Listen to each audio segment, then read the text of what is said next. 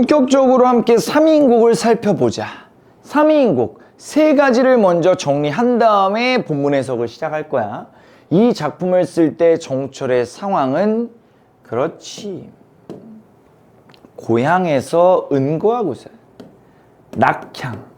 고향에 떨어져서 고향으로 쫓겨났다라는 표현 쓸게. 정치적 책임을 지고 어떻게 보면 동인 간의 당쟁에서 밀려서 이제 낙향했어. 낙향에서 은거하고 있었을 때였다. 은거하고 있었을 때였고, 제목의 의미는 사가 생각할 사자야. 생각사자고, 미인은 사랑하는 사람이라는 뜻이다. 사랑하는, 사모하는 이라는 뜻이야. 그래서 제목의 의미는 사랑하는 사람을 생각하는 노래.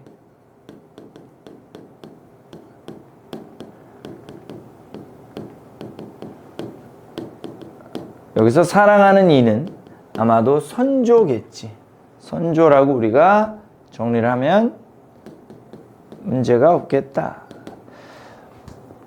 자, 이 작품에서 출제 포인트가 되는 것들 미리 잡고 넘어간다. 적강구조는 뚝 떨어지는 것을 우리가 적강이라고 한다. 뚝 떨어지는 것. 적강은 뚝 떨어지는 거야. 어디에서 어디로요? 알고 있지? 맞아.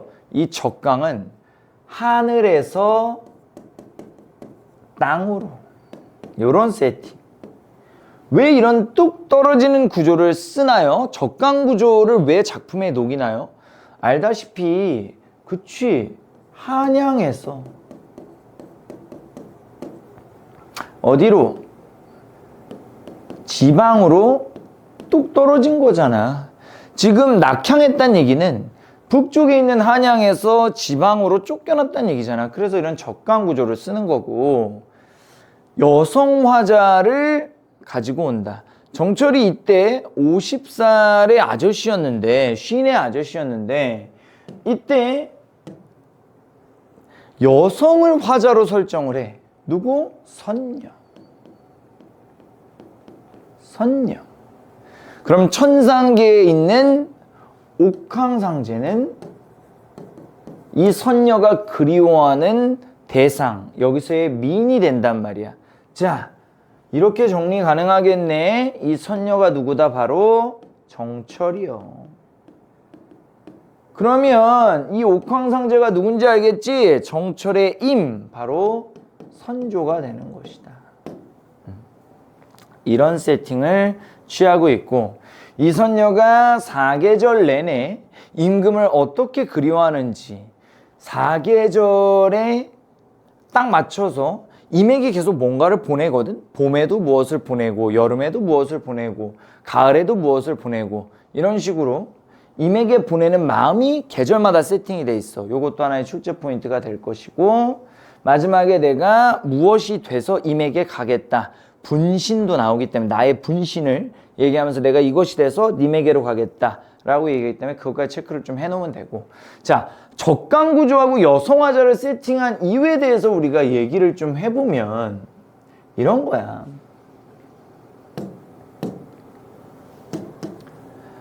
정철이 그 당시 54대부였단 말이야. 50살이었단 말이야. 50살. 이런 느낌의 눈물이야. 만약에 화자를 정철 자신으로 했으면 좀 카리스마가 느껴지는 눈물. 전하, 보고 싶습니다. 그러니까 애틋함, 슬픔, 불쌍함 이런 것들이 조금 덜해 보일 수 있어요. 좀 카리스마가 있어 보이잖아. 반면에 이런 선녀를 화자로 세팅했을 때 어때? 이 눈물 흘리는 거 봐. 그치? 아. 그치. 사실 둘 중에 조금 더 슬퍼 보이는 건 이쪽도 슬퍼 보이긴 한다. 그치? 좀 잘못된 이해인가? 정철이 자신을 화자로 설정하지 않고 늙은 아저씨를 이제 늙었다는 표현은 no. 이제 쉰이니까 그래도 이쪽에 비해서 늙었다 이거야.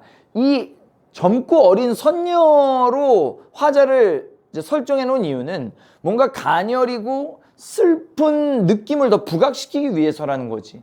그래서 이런 여성화자를 사용을 한 것이고, 아무래도 한양에서 지방으로 가는 것보다 천상에서 지상계로 가는 게 훨씬 더 슬퍼. 왠 줄 알아? 한양, 지상은 둘 다 지상계인데, 천상은 내가 이제 뒤에도 얘기하겠지만, 천상계는 시간이 영원한 그런 공간이야. 그래서 이건 영원의 공간이라고 하면,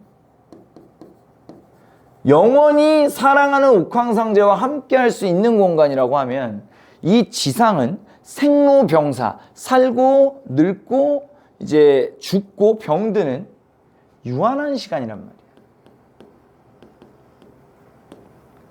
끝이 있는 시간이란 말이야. 그래서 영원히 임과 사랑을 나눌 수 있는 이 천상계에서 늙어 죽는 이제 어떤 삶과 죽음이 있는 지상계로 내려왔다는 것 자체가 굉장한 슬픔의 깊이를 드러내는 어떤 그런 상황 자체가 될 수 있겠지. 그래서 이런 표현들을 통해서 지금 시를 전개하고 있고, 읽어보면 이 선녀가 얼마나 가슴이 아픈지가 잘 드러나 있다 이거야. 이렇게. 그렇지? 사실은 이게 누구다? 정철이다. 정철. 전하 너무 슬픕니다. 전하 이런 전하. 이제 한국 사람 가져왔어야 되는데 이분은 외국계의 느낌이 좀 나긴 하네. 그러니까 AI한테 울고 있는 사대부를 그려줘 이렇게 얘기했던 것 같은데, 이제 이렇게 우리 정리를 좀 해볼 수가 있겠다. 자, 한번 읽어보자. 그래서 요거 하나만 써놓고 가자. 이런 적강구조와 여성화자, 사계절의 흐름, 임에게 보내는 마음, 요 모든 것들이 어떤 세팅이냐 하면 결국에는 한의 정서를 더 부각시키기 위한 세팅들이다. 그치? 아무래도 카리스마 있는 보스, 아저씨가 좀 우는 것보다는 상대적으로 어리고 가냘픈 여자가 우는 게 더 뭔가 한의 정서가 잘 표현이 되는 것이고, 그 다음에 한양에서 지방으로 떨어진 것보다 천상에서 지상으로 뚝 떨어져서 슬프게 울고 있는 모습이 더 한의 정서를 뭔가 느낄 수 있는 모습이다. 그래서 이 모든 것들이 한의 정서를 드러내기 위함이라는 거 기억을 좀 해놓고 본격적으로 본문에 좀 들어가 보겠습니다.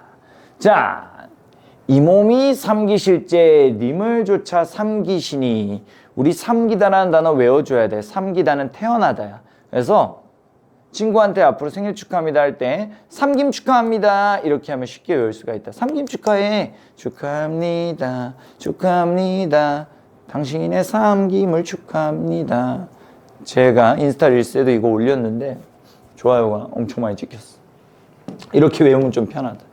자, 이 몸이 태어날 때 님을 쫓아 태어나니 저는 태어날 때부터 충신운명이었으니, 운명론적 태도에 대해서 좀 짚고 넘어가야 되는데, 운명론적 태도는 두 가지로 정리를 좀 할 수가 있을 것 같아. 1번은요, 말 그대로 자, 이 한의 정서에 대한 대응 방식이 된다. 써놓고 얘기할게. 두 번째는요, 이 한의 정서에 대한 대응 방식을 넘어서 이때는 표현 방식이 된다.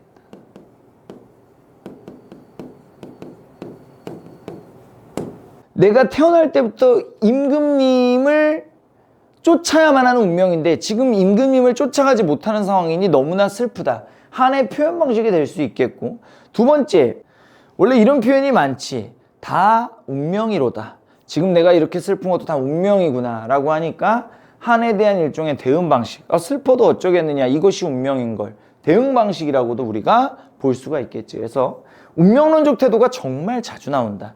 이 한에 대한 대응 방식이자 한에 대한 표현 방식이라고 우리가 기억을 좀 해두면 좋겠다. 자, 넘어가서. 한생연분이며, 그치? 한생의 연분이며 하늘이 모를 일이던가 서리법이야. 내가 오늘 너하고 작품 해석하면서 계속 얘기를 할 건데, 고전시가에서 물음표가 나오면, 의문형 어미가 나오면 반드시 어떻게 한다? 느낌표로 이 꼬랑지를 펴줘라. 꼬랑지를 반드시 펴줘야 한다. 한생연분이면 하늘이 모를 일이던가, 그러면 이거 꼬랑지 펴면 어떻게 읽어야 되니? 이거야. 하늘도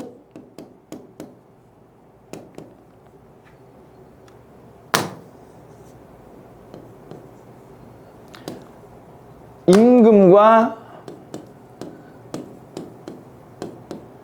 나의 사이를 알고 있다. 임금과 내 사이를 알고 있다. 이렇게 우리가 정리하면 되겠지. 그러니까 그 정도로 나와 임금은 어떻다? 특별한 관계다라고 얘기를 하면서 임금에 대한 그리움의 정서를 드러내고 있는 거지. 자, 나 하나가 젊어 있고 님 하나가 나를 사랑해 주시니, 이거는 과거에 대한 회상이네. 한때 내가 젊어서 이미 나를 사랑해 주시던 때가 있었어. 이 마음과 이 사랑을 견줄 때가 전혀 없었다. 평생에 원하던 것은 단 하나, 한 곳에 사는 것이었는데 이제 늙어서, 우리 지금 언제야? 50살이라고 했지. 내가 젊었을 때는 26때부터 임금과 함께 있었는데 이제 50살이 돼서 무슨 일로 외로이 두고 그리워하는가? 라고 얘기하면서 또 질문을 던지고 있네. 그럼 뭐야?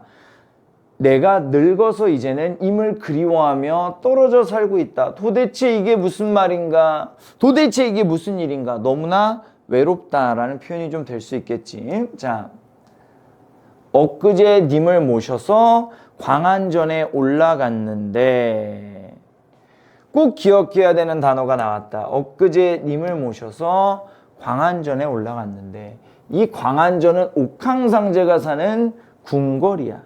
그래서 적강구조 아까 기억하지? 떨어질 적자다. 천상계에서 지상계로 뚝, 그쵸? 천상계에 있는 옥황상제를 지상계에 있는 선녀가 그리워하는 것. 다시 한번 정리해. 옥황상제는 선조를 상징하는 것이고, 선녀는 정철 자신을 상징하는 것이다. 그래서 이런 적강구조의 세팅, 하늘에서 땅으로 뚝 떨어진 이 세팅 자체가 한의 정서를 더 부각시켜서 표현해 준다까지 우리가 기억할 수 있어야 된다. 오케이. 그 덕에 어찌하여 하계에 내려왔는가. 자, 이 하계가 지상계라고 정리하면 되겠네. 그래서 쫓겨나 버렸구나. 역시나 어떻게 하라고? 물음표는 어찌하여 라고 하니까 느낌표를 펴서 하계에 내려와 버렸다. 이렇게 슬픔의 표현이라고 정리하면 되겠다. 올적의 빗은 머리가 얽힌 지가 3년이고 화장품이 있지만은 누굴 위해 고의할까? 고의할 필요가 있다 없다? 없다. 오로지 임에게만 잘 보이고 싶다. 야, 머리가 헝클어졌는데 왜 안 빗는데? 내가 사랑하는 임이 없으니까. 이거 다시 얘기하면 뭐야? 나는 오로지 누구만을 생각하는 사람이다. 임만을 생각하는 사람이고 임에게만 잘 보이고 싶은 사람이다. 이렇게 머리가 헝클어져 있어도 너무 아름다운 선녀가 있네요. 이렇게 머리가 헝클어져 있어도, 그리고 연지분이 있지만 화장 안 한다. 이거 화장 안 한 상태라고 합니다. 그렇죠? 그래서 이런, 여기서 이제 울고 있겠죠. 그렇죠? 이렇게 우리가 한의 정서를 또 떠올려 볼 수가 있겠네. 그럼 여기에서 우리가 느낄 수 있는 게 뭐야? 내가 유일하게 잘 보이고 싶은 임이 없어서 너무나 슬프다야. 그치? 이렇게 우리가 정리를 할 수가 있겠습니다. 다시. 자, 감사합니다. 들어가 주시고. 마음에 맺힌 시름이 겹겹이 쌓여 있어. 한의 정서네요. 이 한의 정서를 정말 잘 표현한 문장 아니냐? 마음에 맺힌 시름이 첩첩이 쌓여 있어. 이제 한의 정서. 한의 정서가 드러난다. 매일매일 한숨을 짓고 매일매일 눈물을 흘린다. 대꾸법인데 간단하게 좀 얘기하고 넘어갈게. 우리 대꾸법이 뭐야? 구의 대칭이지. 정리를 좀 해보자. 대꾸법은요, 예? 구의 대칭이야. 이런 식으로 쭉 나누면 짓는이 한숨이요 뒤는이 눈물이다. 앞에 구와 뒤에 구가 데칼코마니처럼 대칭하는 게 대꾸법이야. 그러면 내가 정리하고 싶은 게 이거야. 우리가 구의 대칭, 즉 대꾸법을 이해할 때 첫 번째로는 이 대꾸법이 어떻게 정확하게 판단이 되냔 말이야. 너는 느낌으로는 대꾸법인지 아는데 어떻게 하면 정확하게 판단할 수 있냐는 거지. 이거야. 조사의 위치와 그리고 어미의 위치가 유사한 게 대꾸다. 이게 대꾸의 판단 기준이 된다. 이게 무슨 말이에요? 자, 정리 한번 같이 해보자. 짓는 것이 조사, 떨어지는 것이 조사, 그 다음에 이오 이라가 뭐야? 어미. 이다. 뭐 이거 서술격 조사라고 볼 수도 있지만 어쨌든 서술어 쪽에 있으니까 이렇게 저는 종결어미라고 설명을 그냥 편하게 좀 했어요. 자, 그러면 여기에서 조사의 위치 이런 식으로 비슷하지, 그치? 마지막에 이제 서술어의 위치도 맨 마지막에 비슷하고 이렇게 조사와 어미의 위치를 기준으로 해서 대꾸법인지를 판단해 보면 조금 더 실전적으로 정확하게 판단할 수가 있다는 거 기억을 좀 하고, 두 번째는 고전시가에 특히 가사 작품에서 대꾸법은 있는 경우가 많을까 없는 경우가 많을까? 맞아. 우리 실전적으로 접근한다면 만약에 선지에서 대꾸법이 있다라고 하면 그냥 있다라고 생각하는 게 효율적이야. 아니 그렇잖아. 네 글자가 끊임없이 반복되고 있어. 그럼 구의 대칭이 나올 확률이 높겠지. 그래서 이 대꾸는 고전시가에서는 이 대꾸법이 사용되었을 확률이 높다. 실전적으로 고전시가에서는 대꾸법이 사용되었을 확률이 굉장히 높기 때문에 있나 없나 이런 판단보다는 뭐가 좀 낫다. 있나 없나 보다는 있을 텐데 어디에 있지? 아마도 있을 텐데 어디에 있지? 라는 접근이 조금 더 빠를 수 있다. 효율적일 수 있다. 그래서 있을까 없을까 보다는 있을 텐데 어디를 대꾸법으로 볼까? 어디에 있는 문장이 조사와 어미의 위치가 비슷할까? 이렇게 생각하는 게 조금 더 실전적이다. 좋아. 그리고 세 번째는 대꾸법의 효과지. 대꾸법의 효과 두 가지만 정리할게. 자, 리듬감.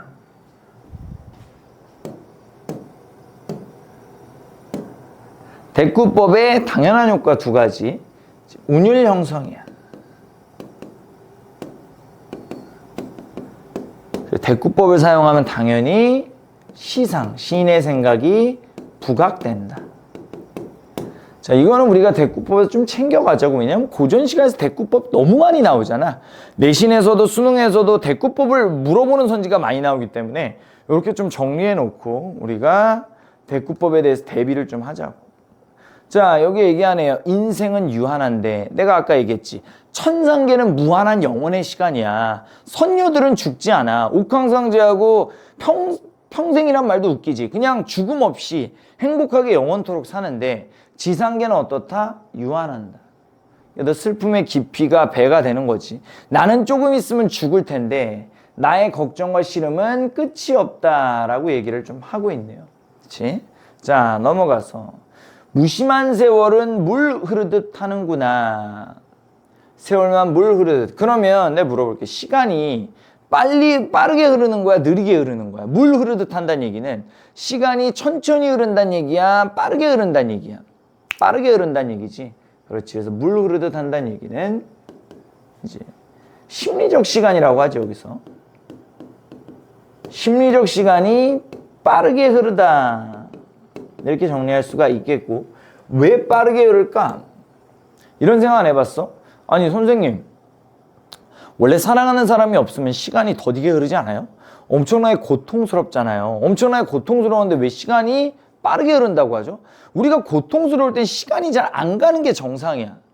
힘이 없어서 매 순간 1분 1초가 고통스러우면 왜 이리 시간이 가지 않느냐, 하루도 30날도 시간이 흐르지 않는다라고 이제 얘기하는 경우가 많단 말이지. 근데 왜 세월이 물 흐르듯 한다라고 얘기했을까? 이거는 위에 있는 인생은 유한한 데하고 연결이 되는 거야. 뒤에 가서 내가 좀 더 자세히 얘기해 줄 텐데 잘 생각해 봐. 인생의 이제 끝은 정해져 있어. 유한해.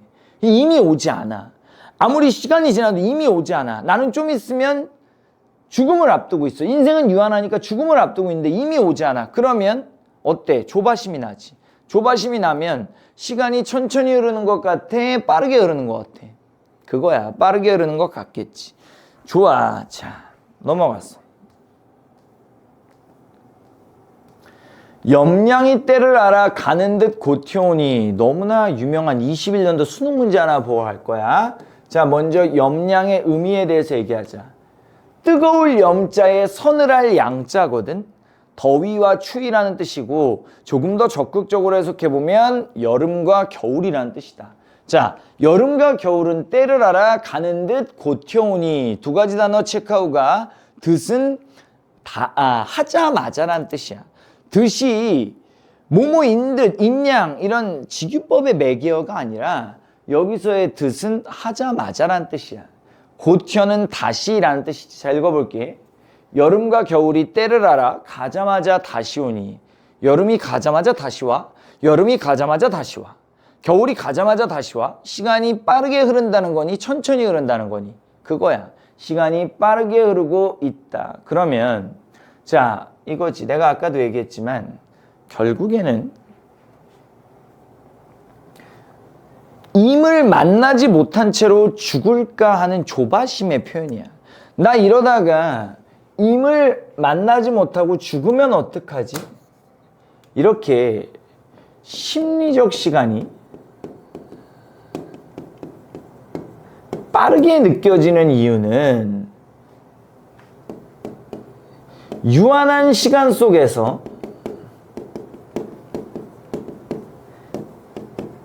임을 만나지 못하고 죽을 것 같은, 생을 마감할 것 같은 불안감이란 말이야. 초조함이란 말이야. 자, 21년도 수능의 보기를 읽어보자고. 가에는, 그렇지?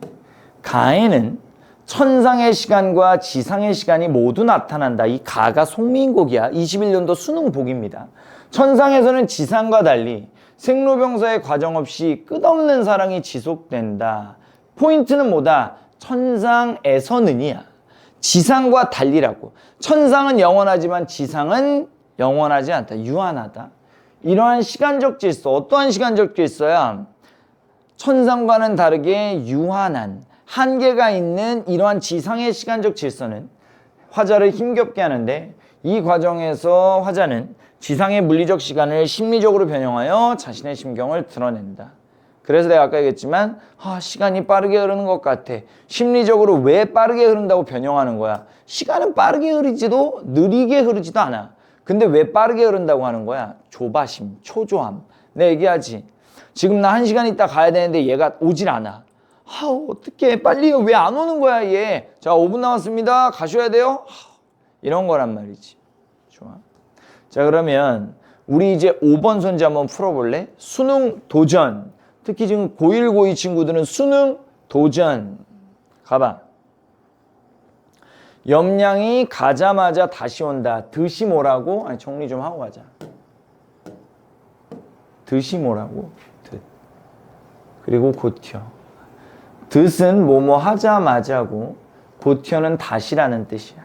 자, 그러면 여름과 겨울이 가자마자 다시 온다는 인식에서 지상의 물리적 시간이 지연되어 나타나고 있니? 오라고 체크했다면 다시 생각해봐. 지연되어 나타나고 있는 거니? 아니지. 이거 어떻게 나타나고 있는 거야? 심리적으로 빠르게 가자마자 다시 오는데 지연이 아니지. 빠르게 속도감 있게 나타나고 있음을 알 수 있겠어가 맞겠지. 그 지연대연은 틀렸다. 이렇게 우리가 정리할 수 있어야 한다. 이해되지? 자, 그래서 21년도 대수능 오답률 13이었어. 괜찮아? 이해돼? 이거야. 자, 듣거니 보거니 흐느낄 일이 많기도 많구나. 이제부터 사계절의 흐름이 드러난다. 우리 저번 시간에 배웠던 면왕정과 기억하니? 면왕정과에서도 사계절의 흐름이 드러났지. 자, 체크해봐. 봄을 상징하는 시어 면왕정과에서 뭐였어? 산 아지랑이. 여름은 녹음, 가을은 서리, 겨울은 눈이었지. 비슷하다. 삼인국에서 봄을 상징하는 시어 체크해. 내가 자 주황색으로 좀 체크를 하면서 가겠어. 동풍이 잠깐 불어 적설을 헤쳐내니. 포인트는 동풍이야. 적설은 이제 헤쳐내니는 없어지냐. 적설을 전부 털어내니까 봄이 왔다는 거야. 이 동풍이 봄의 계절적 배경의 시어라는 거 기억을 좀 해주셔야 되고. 봄이다. 내가 하나 팁을 드리고 싶은 건 정철의 작품, 정철의 작품에서 모든 문장들, 모든 행동들, 모든 소재들은 다 임에 대한 그리움으로 귀결된다. 임을 만나지 못함에 대한 어떤 한의 정서, 그리움의 정서로 귀결된다는 거야. 그럼 봄이 와도 이제 뒤에는 무조건 무슨 내용이다? 임 생각을 한다. 이런 내용이 나올 거야. 자, 가볼게. 창밖에 심은 매화가 두세 가지 피어 있구나. 우리 아까 기억해야 됐었던 게 내가 무슨 얘기를 했냐면 봄에도 임에게 선물을 보낸다 그랬어. 여름에도 임에게 선물을 보낸다. 기억해? 기억 안 나는데요? 봐, 확인한 거야. 내가 아까 뭐라 그랬어 여기. 임에게 마음을 보낸다. 사계절의 흐름에 따라서 마음을 보낸다. 봄에는 뭘 보내는지, 여름에는 뭘 보내는지, 가을에는 뭘 보내는지 이런 걸 계속 생각을 좀 해야 된단 말이야. 자, 봄에 뭐 보내니? 뒤에 보면 나오지만 이 매화를 보낸다. 좀 더 가볼게. 자, 매화 역시 계절적 배경을 드러내는 시어야. 왜냐하면 간단하게 정리하고 넘어가자면 이 매화가 언제 핀다? 늦겨울에서 기억해놔. 초봄에 피거든.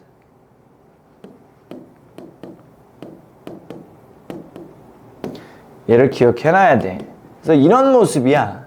아직 늦겨울에서 초봄이니까 눈이 다 녹지 않은 이 상황에서 이 상황에서 매화가 색깔이 막 이런 식이야. 이런 식으로 쫙 피어있는 거지. 그림 가지고 비웃지 마세요. 괜찮지 않아요? 내가 옛날에 그림을 되게 좋아했어. 근데 그 그림을 되게 못 그렸어. 그런데 고1 때 내가 이렇게 졸라맨 그림을 이렇게 그리면서 그날따라 뭔가 만족감을 느끼고 있었어. 아, 못 그리지만 나는 좀 그림에 대한 프라이드가 있었거든. 오늘따라 그림 잘 그려지는데? 이렇게 그림을 막 그리고 있었다. 근데 이제 학교 선생님이 오시더니 그림을 보고 나한테 이렇게, 종현아, 너 지금 객이니? 이렇게. 나 정말 열심히 그리고 있었거든. 그래서 그때부터 그림을 안 그려. 그래서 내가 그때 뭐라 그랬냐면 진짜 열심히 그렸거든요 이렇게 얘기 안 하고, 아, 그리기 싫은 걸 어떻게 해요? 이렇게 얘기했단 말이야. 엄청 열심히 그리고 있었거든. 창피해가지고. 그랬던 기억이 난다. 어때? 매화 괜찮아? 매화. 이렇게. 눈속을 뚫고 피어나는 아름다운 꽃 매화를 좀 기억을 하면서 계절적 배경의 시어, 봄을 상징하는 시어 2개 배웠다. 동풍과 매화. 맞지? 자, 넘어가서. 가뜩이나 차가운데 암향은 무슨 일인가? 아직 늦겨울에서 초봄이니까 아직 한기, 차가움이 좀 남아있는데 암향이 대단하다라고 읽어야 돼. 암향은 매화향기를 의미하는 거거든. 그래서 매화향기가 대단하다. 이건 좀 지우자. 근데 야, 괜찮은데? 그리고 나니까? 그치? 뭔가 느낌 있는데?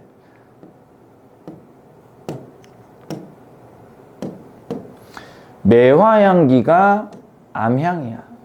무슨 일이고 내가 물음표 나오면 어떻게 하라고 했어? 느낌표로 펴라고 했지. 무슨 일이고는 감탄이야, 감탄. 와, 매화향기 웬 말이야? 야, 매화향기 무엇? 야, 너무 아름다운데? 이런 거야. 넘어갔어. 저녁녘에는 달이 쫓아와서 머리맡을 비추니. 자, 밑에를 읽어보고 갈게. 느끼는 듯 반기는 듯 님이신가 아니신가. 자, 다시 읽어봐. 저녁에 달이 쫓아와서 머리맡을 비추니 저 달이 님이신가 아니신가 하는 생각을 한대. 좋아. 달, 님. 그치? 달을 임이라고 생각하는 거야. 뒤에 가서 배우겠지만 고전 시가에 특히 유배 가사에서는 하늘에서 반짝반짝 빛나는 모든 소재들은 임금이라고 해석되는 경우가 많다. 달, 별, 해 이렇게 있어. 그래서 고전 시가에서 달의 상징을 좀 정리하고 갈 건데 세 가지로 정리를 좀 할 거야. 달. 이 달. 1번은 우리가 방금 배운 것처럼 임금을 상징하는 경우가 있다. 임금을 상징하는 경우가 있고, 두 번째는 천지신명, 신이지 신. 절대자를 상징하는 경우가 있어. 그래서 이 천지신명한테 무언가를 기원하는 경우가 있고, 나의 결백을 호소하는 경우가 있어. 저 달은 아실 겁니다. 뭐 이런 식의 표현이지. 그리고 세 번째가 우리 배웠듯이 풍류의 작품에서는 달이 뭐야? 말 그대로 아름다운 자연의 기능을 한다.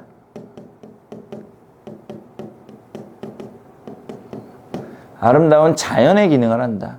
우리가 이렇게 정리할 수가 좀 있겠다. 고전 시가에서 달의 상징 세 가지를 꼭 기억을 해두시고, 이거는 유배가사답게 임을 상징하네. 흐느끼는 임이신가 아니신가. 좋아. 자, 그래서 임이었으면 하는 소망 뭐 이겠지. 달을 보면서 또 임을 연상하는 거야. 자, 이제 봄이거든. 아직 봄이야. 저 매화를 꺾어내서 임 계신데 붙이고 싶다. 이거 기억해야 돼. 저 매화를 꺾어내서 임 계신데 보내고 싶다. 그치? 그래서 매화의 의미가, 자, 이거를 좀 기억해야 되는데, 아까 매화가 늦겨울에서 초봄에 눈을 뚫고 핀다고 했잖아.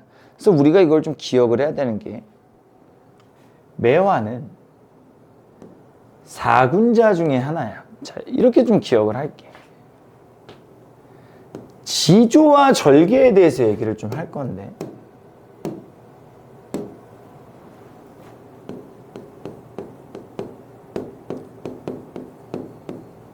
지조와 절개가 변하지 않는 태도거든. 변하지 않는 태도. 매화는 아까 얘기했지만 눈이 와도 그 아름다운 자태가 변하지 않아. 매화 어떻게 생겼는지 확인 좀 해보고 갈까? 매화 이렇게 생겼는데 이렇게 이런 색깔의 꽃이야. 아무리 눈이 내려도 매화는 그대로 이렇게 피어 있단 말이야. 눈이 막 내려도 매화가 펴 있다. 그렇지? 그래서 매화는 지조와 절개를 상징한다. 이렇게 지조와 절개를 상징하는 게 몇 개 있지. 변하지 않는 자연물들. 눈이 내려도 변하지 않는 거 뭐뭐 있어? 매화. 또 뭐 있어? 난초. 또 뭐 있어? 국화. 또 뭐 있어? 죽. 대나무를 의미한다. 이것들이 눈이 내려도 변하지 않는 자연물들이야. 내친김에 우리가 이 자연물들이 언제 피어나는지까지 좀 정리를 해볼까? 매화 같은 경우는 아까도 얘기했지만 늦겨울에서 초봄.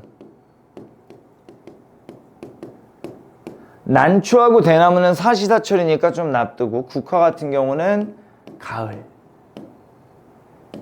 그래서 매화 같은 경우는 눈을 뚫고 피어나는 경우가 많고, 가을의 국화 같은 경우는 우리 가을에 얼어있는 이제 이슬알갱이 뭐라 불렀지? 농작물들 다 죽이는 거. 근데 국화만 살아남지. 맞아, 서리.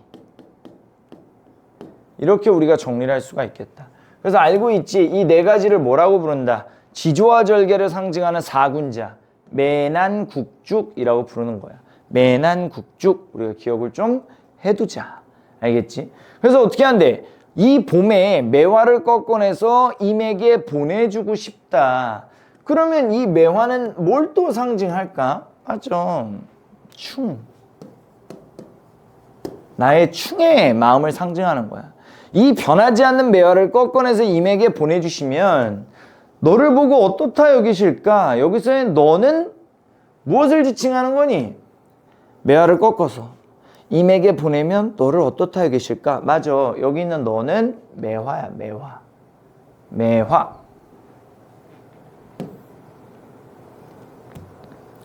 매화를 의미하는 거. 매화.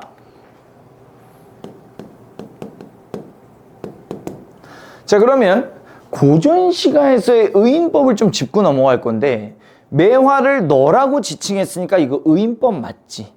고전시가에서의 의인법은 어떤 모습으로 좀 쓰일까를 정리를 하고 갈 건데 첫 번째가 이 고전시가의 감정이입이야. 우리 배웠지만 슬 피우는 저 새요. 새에다가 사람의 감정을 집어넣어 버리잖아. 화자의 감정을 집어넣어 버리잖아. 이게 의인화의 모습 1번이야. 그러니까 우리가 고전시가에서 의인화를 찾아봐 라고 하면 뭐 나비가 말을 한다. 무슨 사슴이 사슴 뛰어다닐 수 있지. 사슴이 해금을 켠다. 이런 것보다는 우리가 감정이입의 모습으로 의인화가 드러나 있을 거라는 생각을 미리 하고 감정이입을 찾는 게 좋고 의인화를 찾으라고 하면. 그리고 두 번째는 맞아. 청자화. 대상을 청자화하는 거야. 청자화하는 방법 두 가지가 있지. 이런 식으로 너라고 지칭해. 2인칭 대명사로 지칭을 하던가. 두 번째가 청자화. 도노법. 매화야 이런 식으로 부르는 거지. 도노법을 사용하는 것이다. 그래서 고전시가에서 의인법은 이 두 가지의 모습으로 많이 쓰이니까 여러분들이 의인법 찾으라 그러면 이것부터 찾는 게 효율적이다. 자, 넘어가서. 꽃지고 새잎나니 반가운 단어 있어야 돼 얘들아. 반가운 단어 있어야 돼 너. 녹음이 깔렸다. 녹음은 뭐다? 여름을 상징하는 계절적 배경의 시어다. 꼭 기억해야 돼. 방 안이 조용하고 쉬막도 텅 비어있다. 텅 비어있다. 즉 혼자 있다는 것. 풍류 vs 한이라고 좀 써놨는데 내가 간단하게 요거 필기하고 갈게. 우리 풍류에서 혼자 있다는 것은 뭘 나타내는 거야? 멋이야, 멋. 맞지? 반면에 풍류의 정서가 아닌 이 유배가사, 한의 정서가 드러나 있을 때 혼자 있다는 건 뭘 의미하냐? 맞죠. 그만큼 외롭다, 괴롭다. 이걸 우리가 알아야 돼. 똑같이 혼자 있는 거지만 풍류에서 혼자 있는 거는 멋있어. 우리 기억나지? 산촌에 눈이 오니 돌길이 묻혔다. 밤중에 일펀명월만 내 벗이다.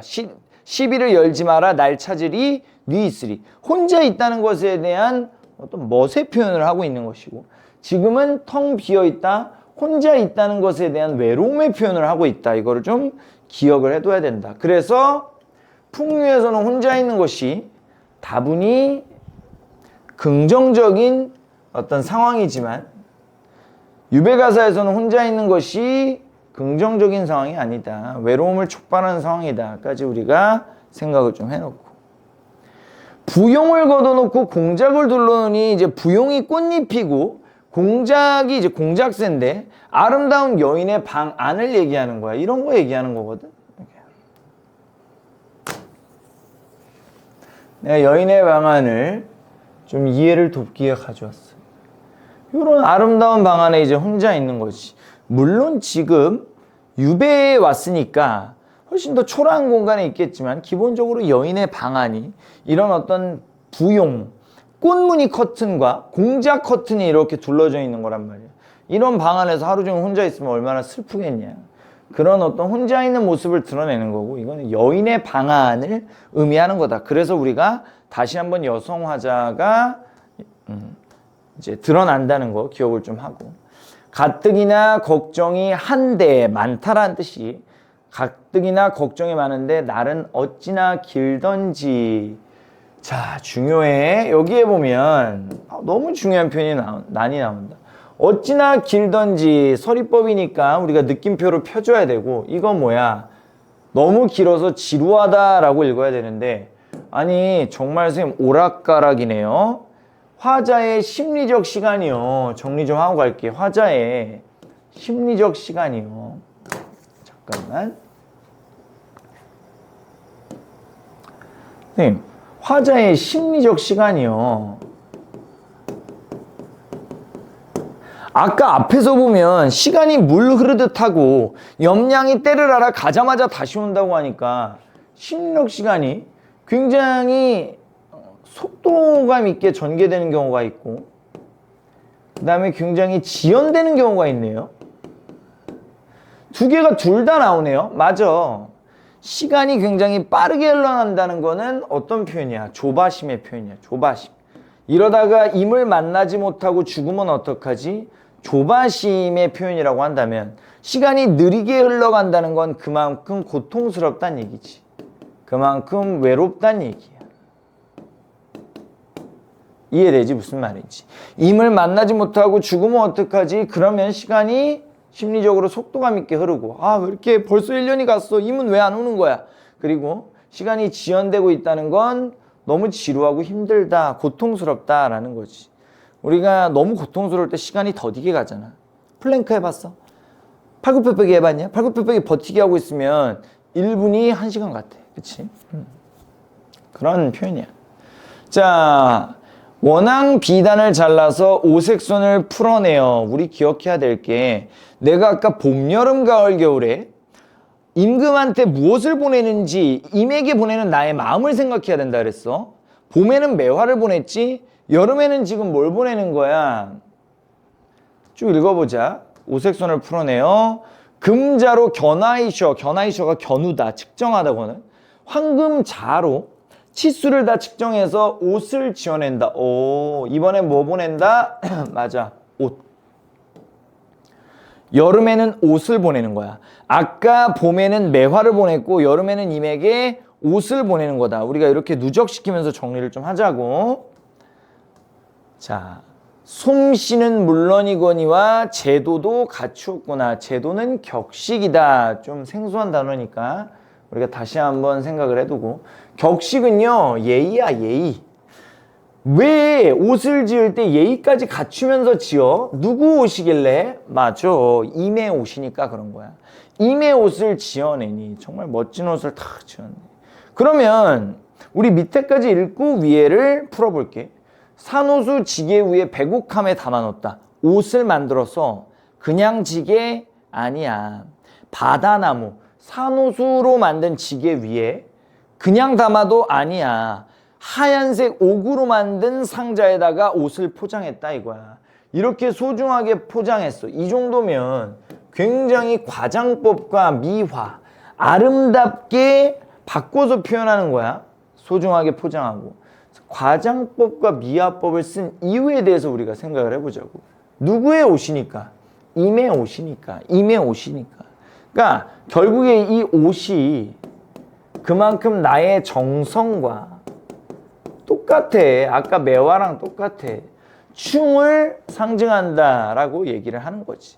그래서 이게 임금의 옷이니까, 임금의 옷이니까 이렇게 과장스럽게 과장해서 표현을 하는 거야. 그만큼 나의 마음도 부각이 되는 거지. 이런 거 포장해서. 우리 님한테 참 임이라는 단어 많이 나와. 정철이 임금께 끊임없이 자신의 진심을 어필해야 하는 이유를 내가 아까 얘기했지. 임에게 보내오려 임 계신 데를 바라보니까 산과 구름 때문에 험하기도 험하구나.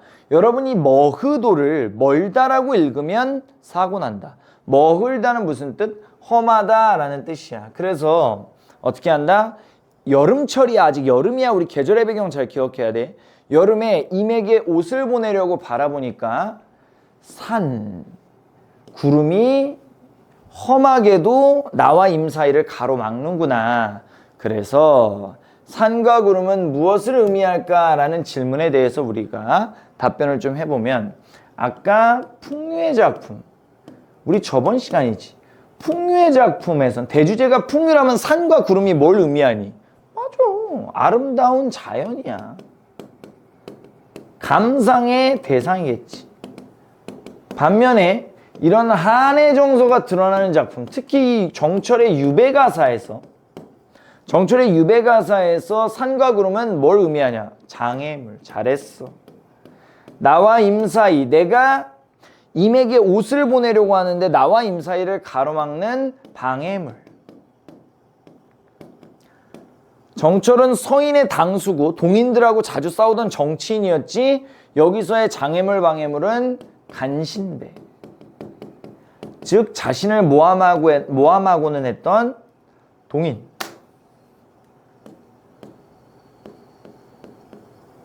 동인이라고 우리가 해석을 해도 무방하겠다. 정철은 너무나 자기 편과 남의 편이 확실히 갈려있는 정치인이었으니까. 맞지? 자, 천리 만리길을 네가 찾아갈고, 나와 임 사이의 거리가 천리가 되는 것 같고 만리가 되는 것 같대. 자, 정리하고 갈게. 천리가 400km요. 천리가 400km요. 만리는 4000km다. 그러면 우리 정리해보면 간단하잖아. 전라도에서 서울까지 100번 양보해서 400km 정도가 될 수 있어. 그러면 이때의 천리는 물리적 거리이기도 하지만 4000km는 어느 정도 심리적 거리라고 봐야 맞겠지. 물론 400km도 그만큼 내가 임하고 멀리 떨어져 있다는 표현이니까 심리적으로 내가 이미 너무 그립기 때문에 더 멀리 떨어져 있는 느낌이 들어 라고 할 수 있겠지. 다만 이 만리를 우리가 물리적 거리라고 하긴 힘들겠지. 4000km면 뭐 부산까지 뭐 10번 가는 거잖아. 그래서 뭐 러시아도 아니고, 그치? 심리적 거리라고 봐야 맞는 거고, 이렇게 심리적으로 거리가 멀게 느껴진 이유 뭐야? 그만큼 닿고 싶다, 보고 싶다야. 여러분 알지? 진짜 내가 사랑하는 사람은 있잖아, 바로 옆 강의실에 있어도 정말 멀리 떨어져 있는 느낌이 들어. 왜 이렇게 멀리 떨어져 있어? 반면에 내가 싫어하는 놈은 내가 얘기했지, 지구 반대편에 있어도 졸라 가까이 있는 것 같다. 그래서 천리 만리 떨어져 있다는 건 그만큼 내가 사랑한다는 얘기라고 볼 수 있다. 그래서 심리적 거리가 좀 드러나고 있다는 거 기억을 좀 해놓고, 도착하고는 문을 열어두고 나인가 하고 반겨주실까? 자, 이미 나를 반가워해줬으면 좋겠는데, 이런 표현이 좀 드러나고 있고, 하룻밤 서리김에 기러기가 울며 날아갈 때 라는 표현이 나왔어. 또 계절적 배경이 씌워 놓치면 안 돼. 서리, 꽝꽝 이른 아침, 꽝꽝 얼은 아침 이슬 좋아. 서리, 가을을 상징하는 시어다. 꼭 기억을 해줘. 그리고 나한테 이런 질문을 하는 친구들이 있어. 선생님, 이 기러기가 울고 있대요. 이거 감정이입 맞나요? 이거 감정이입 맞나요? 얘는요, 두 가지로 해석될 수 있지 않냐? 이거 옛날에 나한테 물어본 애들이 많아서 내가 얘기를 해주자면, 이거 1번은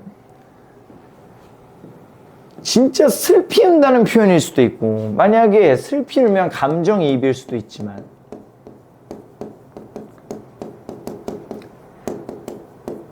이 슬피 운다를 추론하는 거겠지. 근데 진짜 이걸 수도 있지 않냐? 그냥 말 그대로 기러기의 이 뭐라 그러니? 육성. 이런 표현일 수 있잖아. 그치? 이때는 말 그대로 자연의 소리. 그러면 감정이입일 때 슬피 울고 있으면 감정이입이 맞는데, 그냥 자연의 소리일 때 감정이입은 아니겠지. 이해돼? 무슨 말인지. 그래서 여기에 슬피라는 말이 없기 때문에 조금 애매하다라는 건 기억을 좀 해두시고. 자, 이제 가을이 왔어. 우리 점검하고가. 봄에는 뭐 보냈다? 매화. 여름에는 뭐 보냈니? 옷 보냈어. 가을에는 이제 뭘 보낼지 한번 봐봐. 자, 위루에 혼자 올라가서 커튼을 걷었더니 이렇게 읽는 거야. 위루에 내가 혼자 올라가서 커튼을 걷었다. 위루는 누가 있는 공간이에요? 어렵지 않아. 위루는 화자의 공간이다. 자, 어렵지도 않은데 왜 물어보세요? 이거 습관돼야 돼. 유배가사에서는 화자가 있는 공간인지 이미 있는 공간인지를 끊임없이 점검을 해봐야 한다. 그래서 이거는 화자가 있는 공간이다. 이렇게 우리가 정리할 수가 있고. 자, 넘어가서. 자, 여기 봐. 내가 누각, 위로하면 누각이야, 누각. 정자 같은 겁니다. 정자에 혼자 올라가서, 혼자는 내가 아까 얘기했지만 풍류일 때는 자부심의 표현이지만 이런 유배가사에서는 외로움의 표현이다.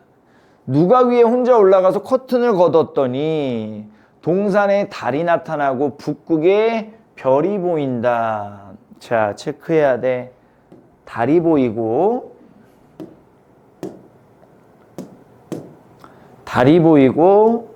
북극성이 보인다. 자, 미리 얘기할게. 고전시가에서 임금을 상징하는 것들 세 가지 정리하고 간다. 임금을 상징하는 것들 해 일자 좀 쓸게. 월, 달월자야. 그 다음에 성, 특히 북쪽에서 반짝반짝 빛나는 북극성 체크. 북극성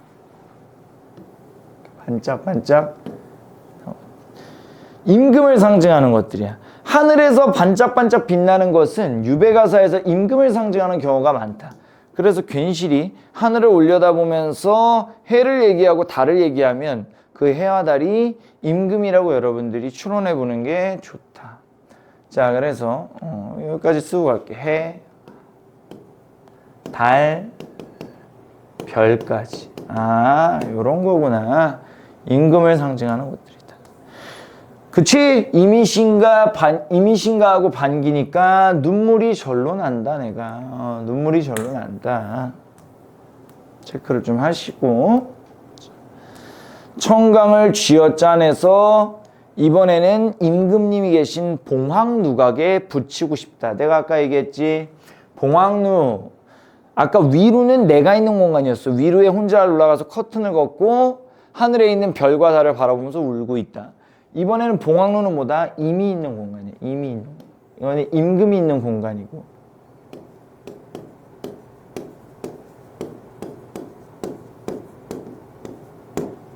임금에 대한 마음입니다.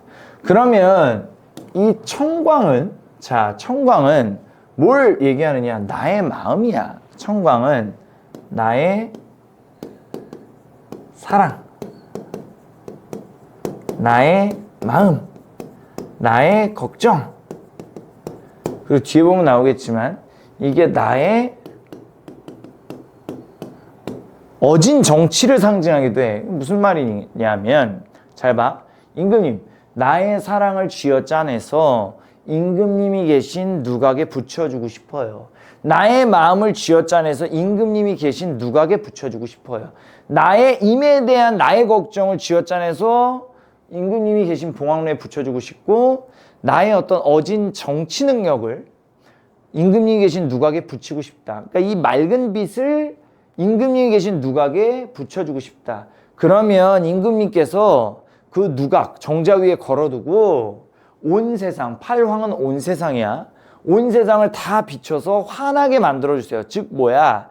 내가 임금님에 대한 마음을 드릴 테니까 이 마음을 가지고 어진 정치해 주세요. 그치? 임금 걱정, 나라 걱정, 이런 위정자의 자세야. 그치? 자, 심산궁곡을 대나처럼 만들어 주세요. 자, 심산궁곡을 대나처럼 만들어 주세요. 심산궁곡은 깊은 산, 험한 골짜기를 의미하는 것인데, 심산, 깊은 산, 궁곡, 골짜기. 얘는 비유적 표현이야. 즉 소외되고 불쌍한 사람들을 예뻐해 주십시오라는 건데, 지금 한해 정서를 머금고 임금과 떨어져 있는, 마음속에 맺혀 있는 슬픔, 몇 년째 임을 보지 못하고 있고 계속해서 간신배들의 모함 때문에 임금 곁에 가지 못하는 그 사람 누구야? 정철이다. 그래서 이 소외되고 불쌍한 사람은 두 가지 종류다.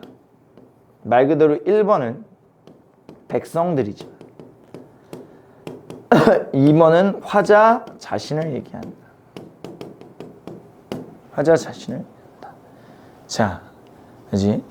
유배지에서 임금에 대한 마음을 좀 드러내는 거야. 보고 싶겠지.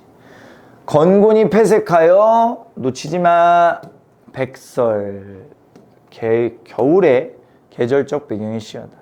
건곤은 온 세상이고 폐색은 기운이 막혀서 모든 꽃이 시들었다 이 말이야.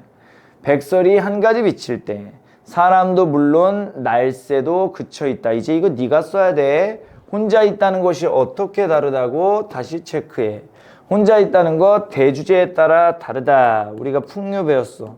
풍류에서 혼자 있다는 것은 결국에 흥인 것이요. 그렇지? 이런 유배, 한해 정서는 또 이렇게 다르다.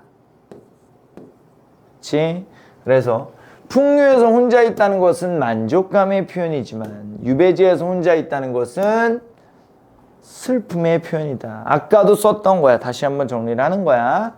자, 소상남반, 남쪽도 이 정도로 추운데 옥루고처, 오그르된 누가 그 높은 곳은 말해 무엇하리. 자, 이거 어떻게 해석할래? 서리법이니까 다시 물음표를 느낌표로. 내가 있는 남쪽도 이 정도로 추운데 임금님 계신 북쪽은 말해 무엇하리. 너무나 춥고 걱정된다 라고 읽으면 되는 거야.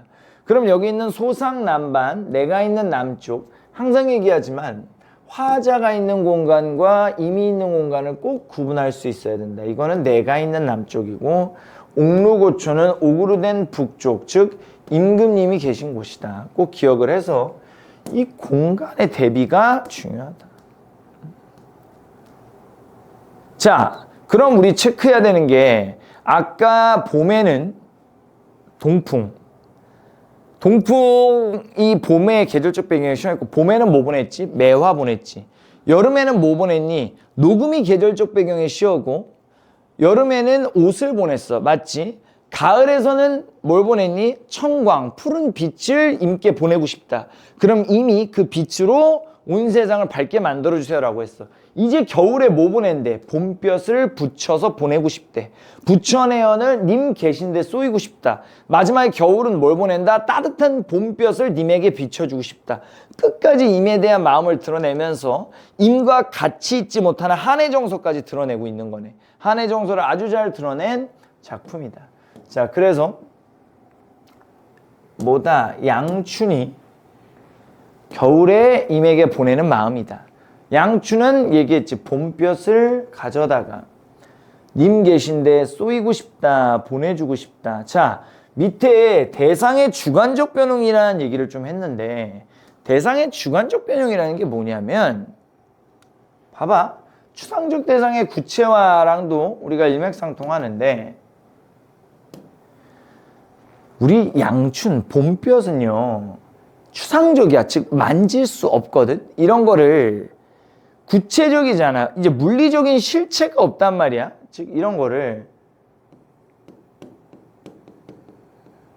추상적인 거. 얘를 어떻게 한다? 물리적인 것으로 바꾸는 거야.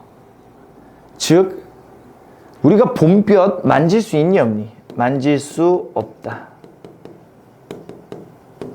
근데 얘를요 만질 수 있는 것으로 바꾸는 거지. 이게 뭐야? 지 마음대로 만질 수 없는 봄볕을 만질 수 있는 것으로 바꿨잖아. 자, 무슨 말이야? 대상을 마음대로. 자, 이거 선지에 나올 수 있는 고난도 워딩이야. 대상은 여기에서 봄볕이겠지. 봄볕. 내가 어디서 봄볕을 구해다가 이제 임에게 보내주고 싶다 자체가 만질 수 없는 것을 내가 손에 쥐고서 임에게 보내겠다는 것 자체가 봄볕을 마음대로 변화시켜서 사용한다. 이게 변용이야. 만질 수 없는 것을 마치 만질 수 있는 것처럼 봄볕을 만질 수 없다라고 했는데 만질 수 있는 것으로 얘기하는 것 자체가 이게 뭐다? 변용이다. 변용. 변용이다. 굉장히 어려운 말이지만 그렇지. 우리가 햇빛을 만질 수는 없잖아. 근데 만질 수 있다는 것 자체가 봄볕을 자기 마음대로, 작가 마음대로다. 작가 마음대로 변화시켜서 사용하고 있다까지 우리가 정리할 수가 있겠다. 그럼 넘어가서 초가집의 비치네를 옥루에 올리고 싶다. 우리 체크아웃가 모첨, 초가집, 누가 있는 공간? 화자가 있는 쓸쓸하고 외롭고 초라한 공간.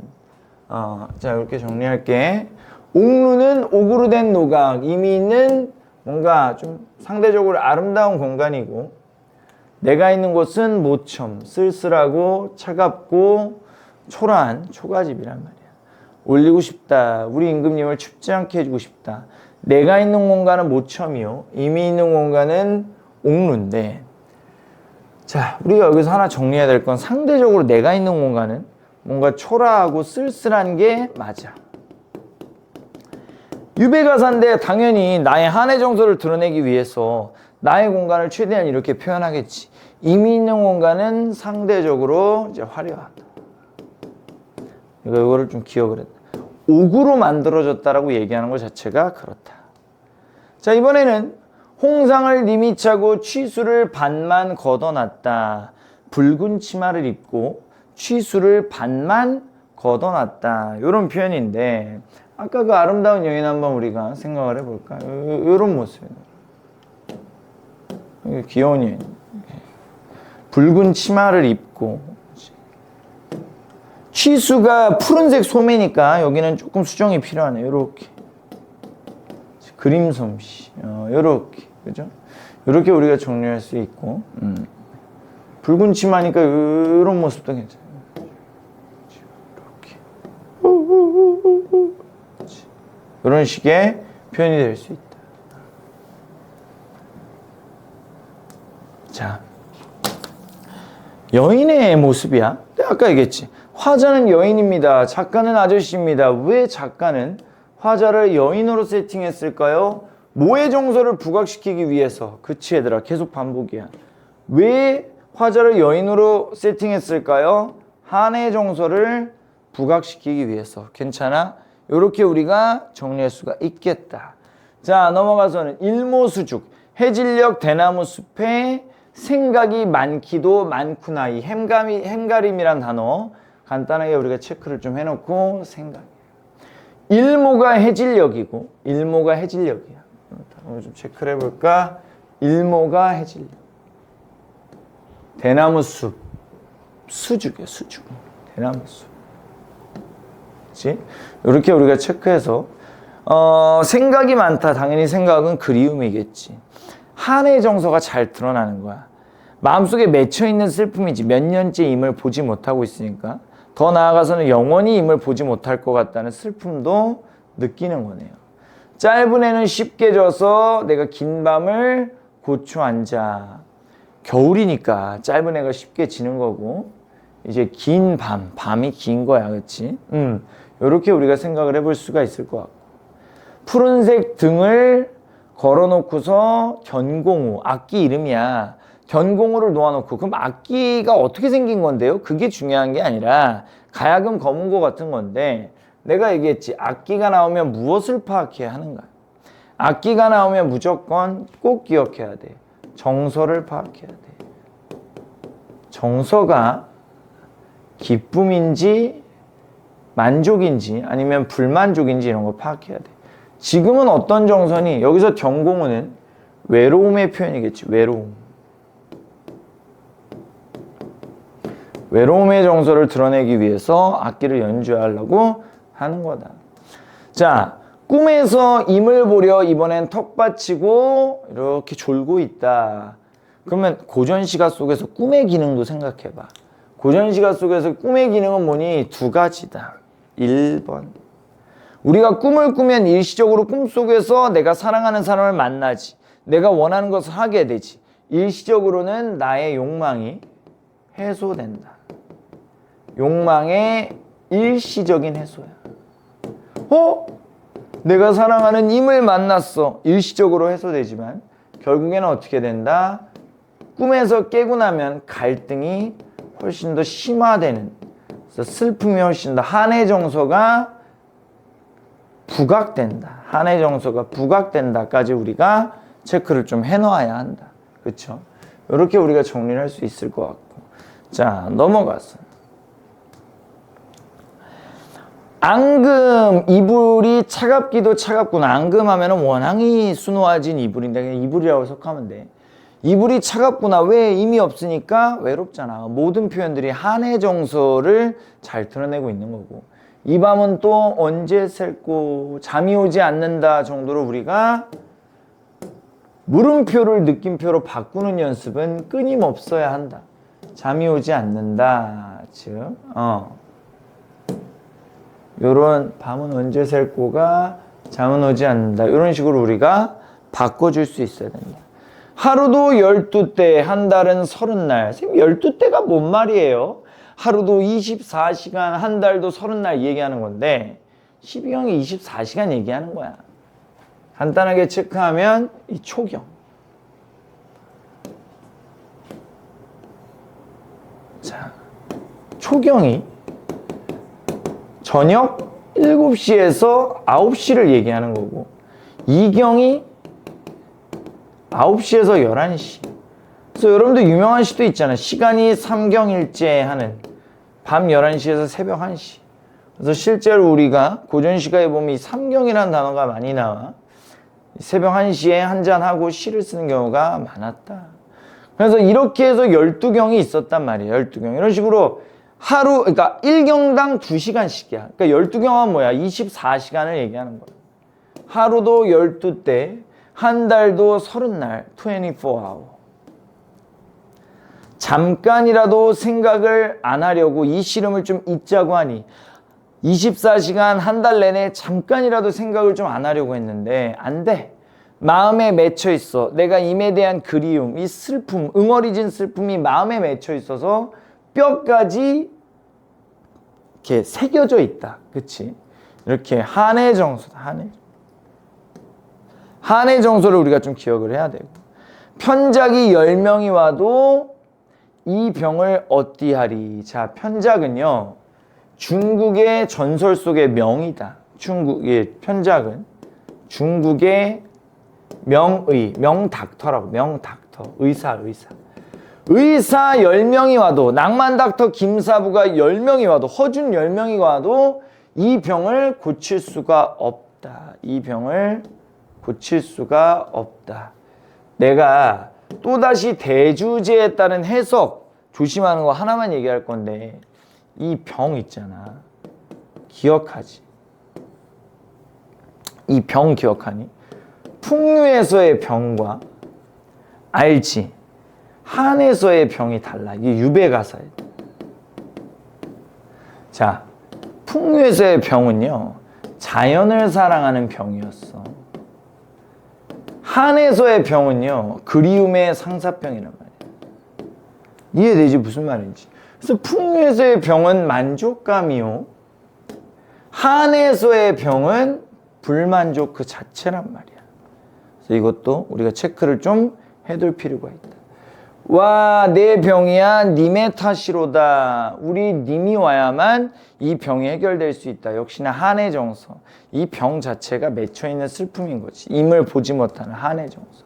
차라리 죽어서 나비가 되고 싶다. 내가 아까 체크하자고 한 게 뭐야? 분신이었어. 나비가 되고 싶다. 분신이야. 왜 화자는 범나비가 되고 싶은 걸까? 나비처럼 훨훨 날아가서 누구를 만나려고? 임에게 가려고. 임에게 가려고. 임에게 가려고. 훨훨 나비. 슝슝슝.